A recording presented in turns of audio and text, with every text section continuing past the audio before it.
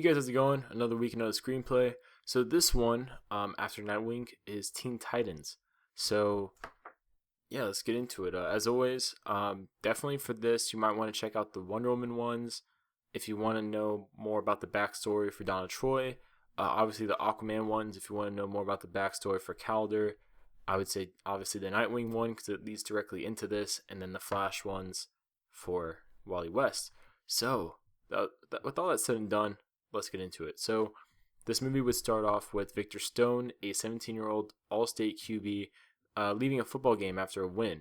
Obviously, he's in good spirits, and he's on his way home with some teammates before they get hit by a truck, which knocks him off a road down into a hill. So I kind of see this as one of those roads that has one of those turns where you can't really see well on the other side, and it's just one of those accidents, a kind of freak accident, car accident at least.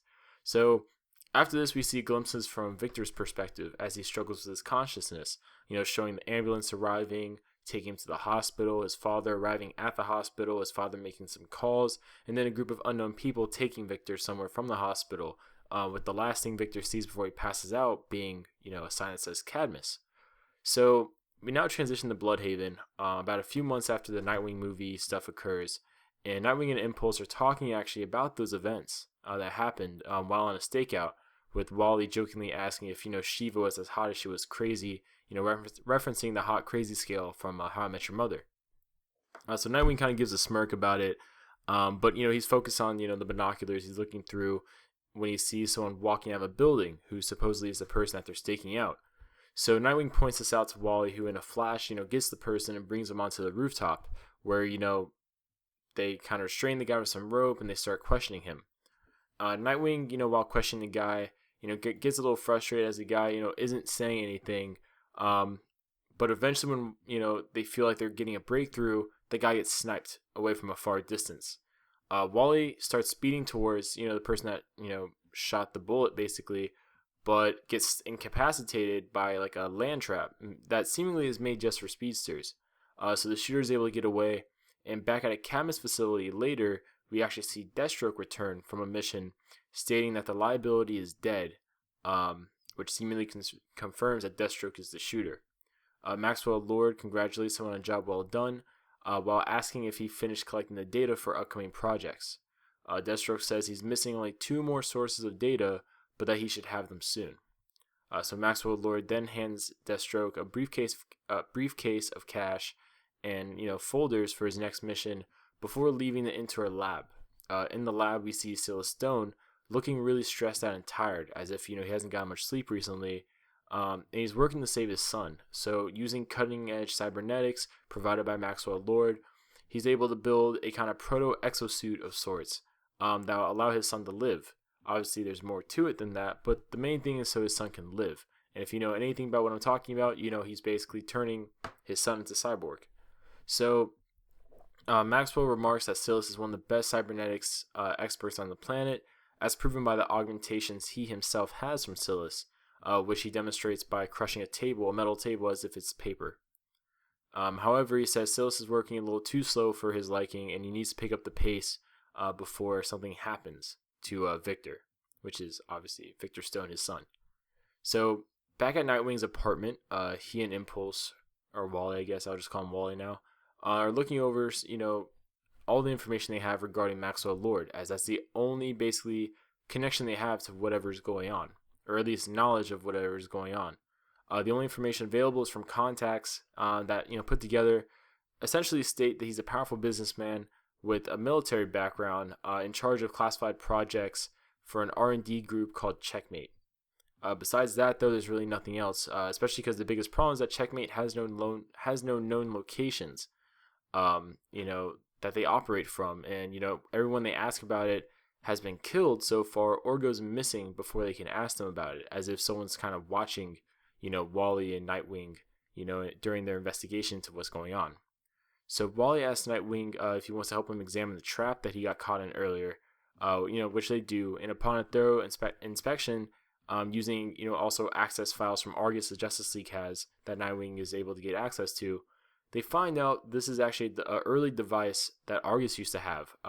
When they were originally doing tests on Barry, who's the Flash, they came up with this in case, Barry ends up being evil and stuff, which obviously they didn't have to use because Barry's a good guy, but they still had the, technology, in development just in case. So curious why Argus technology would be, getting used in Bloodhaven, as Argus has no basis here, and also the fact that, Wally isn't native to Bloodhaven, so this person must have known that Wally was here, must have been watching them while they were also doing their stakeout. So Nightwing starts looking up Argus facilities nearby, and he finds that there's none in, Bloodhaven, but the closest one is in Gotham Bay. So Nightwing and Impulse prepare to basically make a visit to Gotham Bay, and we cut to Deathstroke returning from more missions, looking like he just escaped a battlefield basically. So wherever he just went, must have been a pretty brutal place that he didn't get out of, easily, I should say. And he hands Maxwell Lord 2 vials of blood before saying he's heading to debrief. Maxwell kind of smiles as he walks into a room full of tanks with some actual bodies in them, and he puts the vials in a machine which seemingly activates more tanks, kind of hinting at cloning here, basically. So Nightwing and Impulse arrive at the facility, with Nightwing hacking the security systems. When they get in, however, they see that the place has been trashed by someone already, and after a few hauls, they stumble upon Calder, who's Aquaman's partner, and Troia, who's also known as Donna Troy. So I'm just going to call her Donna Troy for the rest of this, because I feel like a lot of people don't know the name Troia, and I don't want to confuse them. So, Donna Troy and Calder are taking out guards left and right, and Nightwing and Impulse actually eventually help them take out the remaining guards before introducing themselves.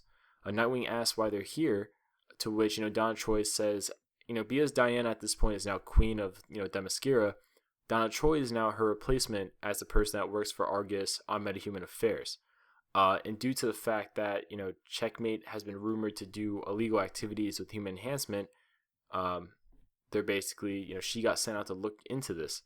And especially because this used to be an Argus facility also, it's kind of, Argus wants to make sure, they know what's going on. Calder also says he's there as earlier Atlantis was infiltrated by someone who took some things, from Atlantis that they weren't supposed to take. And Calder is able to track them to this facility from Atlantis. And I'm pretty much hinting at the fact that Deathstroke, the place he just came from, was Atlantis. So props to Deathstroke for surviving that. But Calder, says he's using Atlantean magic to help track this infiltrator, which led him here. And he contacted Donna Troy on his way because he knows that she has an affiliation with Argus.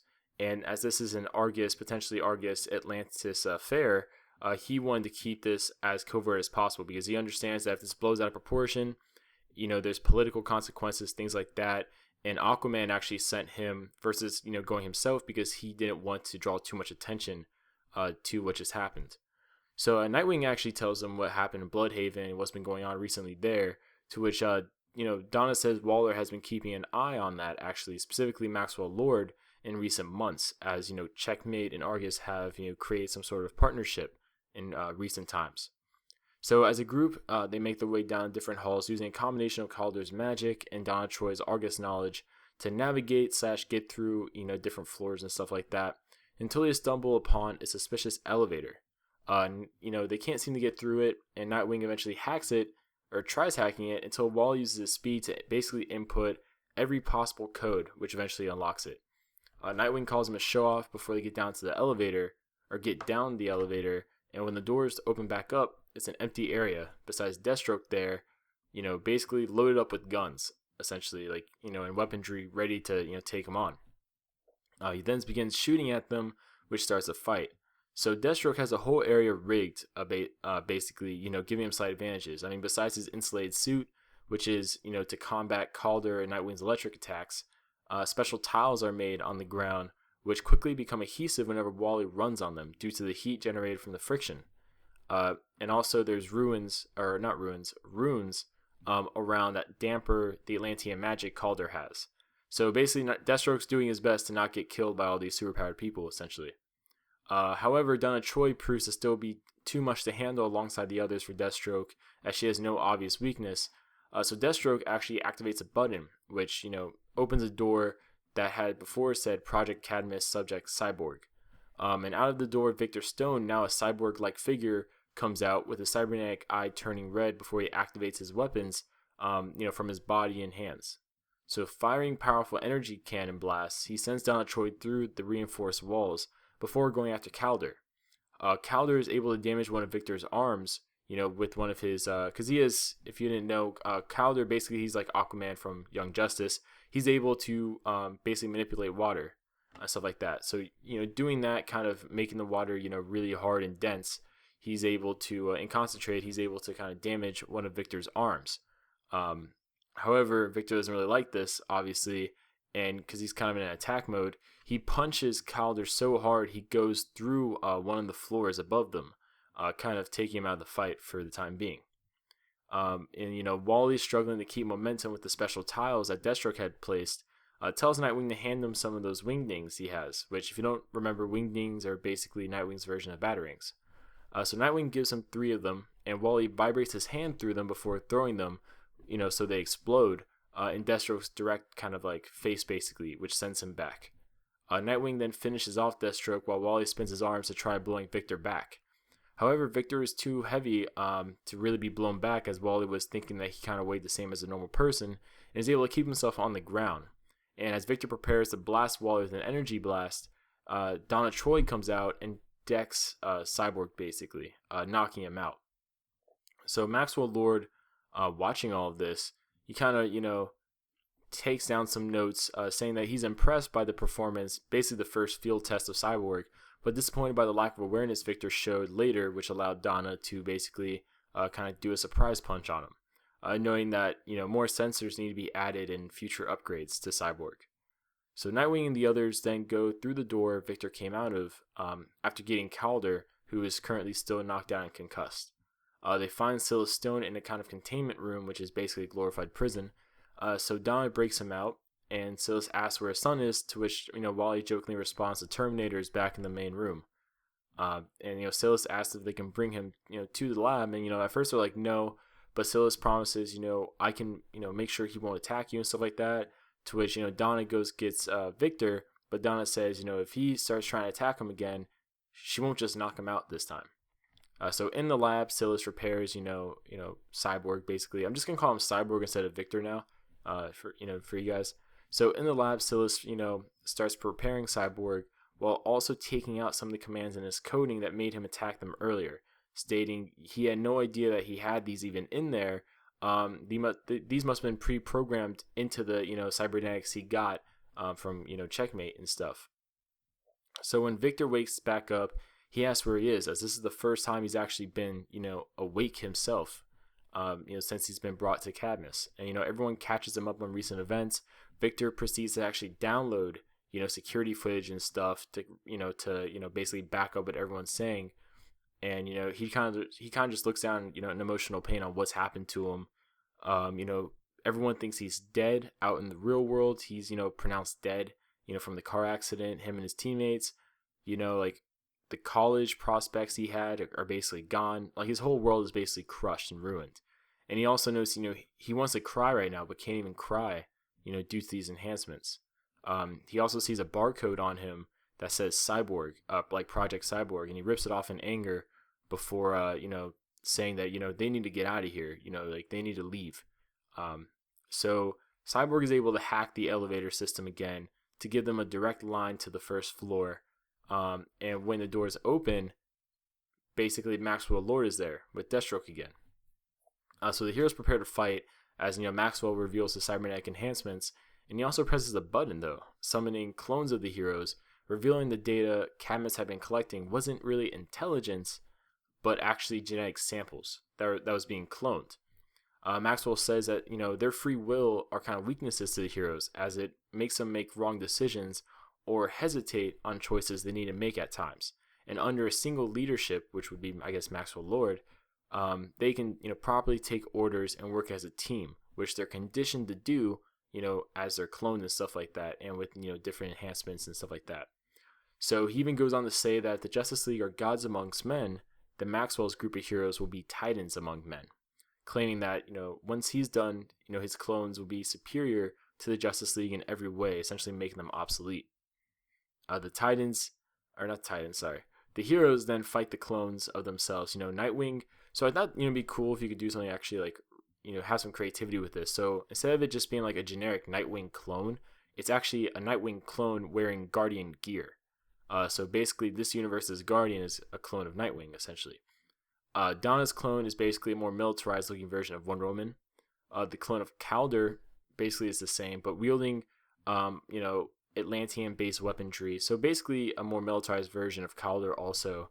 And while his clone is wearing the Argus, basically Reverse Flash costume that they took from Reverse Flash. So it's not made by Argus, but it's a kind of retrofitted version of the Reverse Flash costume that Argus had in their possession, which allows Wally's clone to have access to the Speed Force. As obviously you just can't clone Wally and get access to the Speed Force. It doesn't work like that. So after a lengthy battle, the heroes, with Cyborg's help, are able to defeat Deathstroke and the clones. Maxwell Lord, however, is able to escape by pressing a button that causes all the clones to explode, using that as a distraction, leaving Deathstroke behind. So calling Argus, Amanda Waller arrives with the Justice League, which at this point consists of Shazam, John Stewart Green Lantern, The Flash, Wonder Woman, and Batman. So they go over what happened here before Waller tells them that it was actually under control before, Dick Grayson and all of them intervened, saying Deathstroke was an undercover agent for Argus. Deathstroke kind of makes a noise and some kind of low-key comments, though, kind of hinting at the fact that it wasn't really voluntary, possibly hinting that Amanda Waller placed a bomb in his head that will blow if he doesn't obey her. So Waller says that they were collecting evidence against Maxwell Lord because they had an idea and they had, basically claims of what he was doing, but they didn't have proof. And they had to shut him down by the book because if they didn't, he'd possibly just escape and continue what he was doing. So that's why actually Argus made a limited, partnership with Checkmate, as they were trying to share resources, hoping that would allow them to get more information on what Maxwell was doing. Although they had no idea he was doing cloning and illegal human enhancements on such a scale. So they all leave the facility as Green Lantern makes various constructs to destroy the facility after it's inspected by Flash and Impulse. Batman and Wonder Woman decide to make Nightwing, Impulse, Calder, Donna, and Cyborg a team, with Shazam acting as their liaison to the Justice League, as he's also Billy Batson, so they figured he'd probably be the best for that kind of situation. Nightwing is appointed as the field leader for the team, while Donna acts as the Argus liaison under Amanda Waller's basically orders. So now a team. Wally mentions how Maxwell was basically batshit crazy, but he did like the thing he said earlier about being Titans, versus Justice League being gods. The others agree and decide to name themselves the Titans, as their first mission is to find Maxwell Lord and bring him in. So this movie would end with Maxwell Lord talking to unknown people on a phone call. Kind of think how people were talking to members of the Light in Young Justice. I kind of see it like that. Like, we don't know who these people are, but they're kind of doing like a conference call, telling them that Maxwell Lord's telling them that he wants them to focus their remaining efforts on Project Krypton, as we see a Superman clone being developed in a tank. So that's where it would end off. Let me know if you guys liked it. I kind of did blend a lot of Young Justice influence in here, and that wasn't really intentional. Originally I was going to have Superboy be the kind of like the character instead of Cyborg that they find at, in Cadmus and stuff like that. But I felt like, since Cyborg's not a member of my Justice League, I felt you can't do Teen Titans really without Cyborg at this point. So I was really debating, I was like, how am I going to do Cyborg? And I was like, well, it wouldn't be that much of a stretch having Cadmus doing, the stuff that could lead to Cyborg, essentially. So I fit that in there. And then I was like, well, I can't have Cyborg and Superboy, because that'd be kind of introducing too many characters at one time. And it would really take away focus from Cyborg and, his journey and his subplot, stuff like that, which I didn't focus too much on in this. But if it was actually made into a movie, obviously that'd get a lot more focus, as Cyborg would kind of be not your eyes in the movie, but definitely he'd be an emotional source, throughout the story. Especially once he becomes Cyborg and, that moment where he awakens for the first time as Cyborg, that'd be a pretty, emotional moment, as I kind of, hinted at a little bit with the stuff I said. So comment below what you guys thought. Using Maxwell Lord as a villain was also something I didn't originally plan. I think my original plan for a villain was definitely Deathstroke. I had Deathstroke in there. Well, let me open my notes up. Thanks for bearing with me on this. I know a lot of you guys have waited months, for these, so I really am trying to crank these out week by week. But my original villain was it was just Cadmus. Like, it was just a shadowy figure from Cadmus. I didn't really give it a name or anything. So I hope you guys like this. I really did debate on the whole Superboy thing, but hopefully I made the right choice. Waiting on Superboy and doing Cyborg first. So the next one is another Green Lantern one, and I will see you guys later.